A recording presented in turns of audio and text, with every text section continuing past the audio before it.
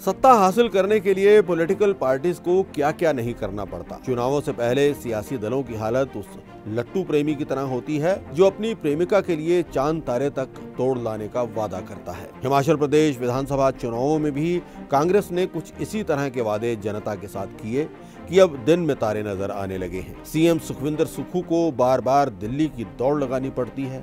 समझ में नहीं आ रहा कि भारी भरकम वादों को पूरा करने के लिए धन का जुगाड़ कैसे करें। ऐसे में एकाएक याद आ रही है भाजपा के उस वादे की जो साल 2014 के जनरल इलेक्शंस में पार्टी ने देश की जनता के साथ किया था। जी हाँ, वही 15 लाख हर किसी के खाते में डलवाने का। भोली भाली जनता ने भी आव देखा न ताव, बस भाजपा की झोली को वोटों से भर दिया। पर उस वादे का क्या हुआ? अब दर्द भरी दास्तान ना ही छिड़ी जाए तो अच्छा है। भाजपा के एक बड़े नेता ने इसे महज एक जुमला बताकर अपनी जान छुड़ानी चाहिए, लेकिन ये शब्द जुमला ही इस पार्टी की पहचान बन गया। वैसे हिमाचल प्रदेश के लोगों को भी अब ये डर सताने लगा है कि कांग्रेस के वादे भी कहीं सिर्फ जुमला ही न साबित हो जाए। सीएम सुक्खू और उनके मंत्रिमंडलीय सहयोगियों की बयानबाजी से तो यही लगता है कि ये आशंका निर्मूल नहीं है।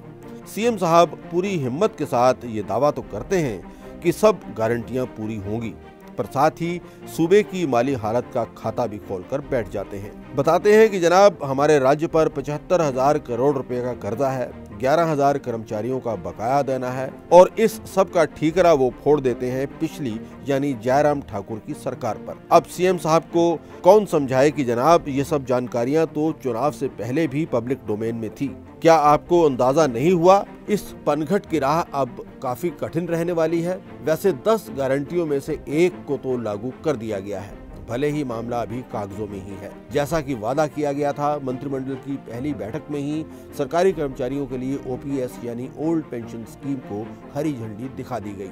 लेकिन ऐलान करना एक बात है, फैसले को जमीन पर लागू करना अलग बात है। कर्मचारी आस लगाए बैठे थे कि उनकी जनवरी की सैलरी में से एनपीएस में जाने वाली किश्त नहीं कटेगी। ओपीएस में तो कर्मचारियों का कोई कंट्रीब्यूशन होना नहीं है, लेकिन सैलरी स्लिप देखकर हाथ आई सिर्फ मायूसी।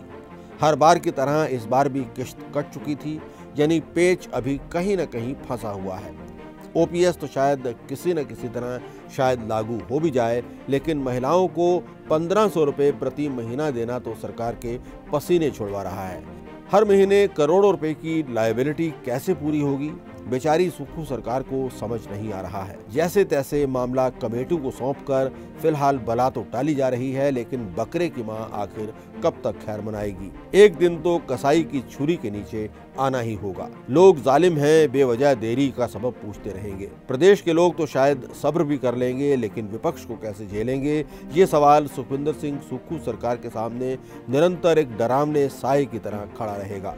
बहरहाल वादों की श्रृंखला तो काफी लंबी है।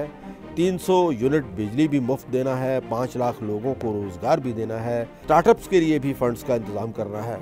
सवाल एक से बढ़कर एक है, पर जवाब सूझे नहीं सूझ रहा। बात अगर जनता की अदालत में 5 साल बाद जाने की होती तो शायद काम चल भी जाता, पर अब तो अगले साल ही चुनाव झेलना है।